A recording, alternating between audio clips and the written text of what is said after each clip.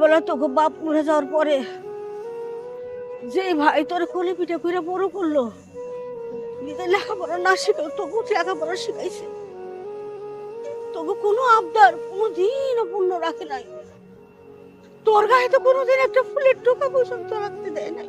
কত কষ্ট করে মাথার গাম পায়ে ফেলাইয়া গাদার কাটনি খাইটা পোলা আমার একটা দোকান থেকে 3টে দোকান করছে, নিজের কামাই রোজগারের টাকা দিয়ে মাঠে জমি কিনছে। সেই জমি তো তোর সমান ভাগ রাখছে, তোরে বঞ্চিত করে নাই। বাপের মতন সেই ভাইরে তুই এই প্রতিদান দিলি।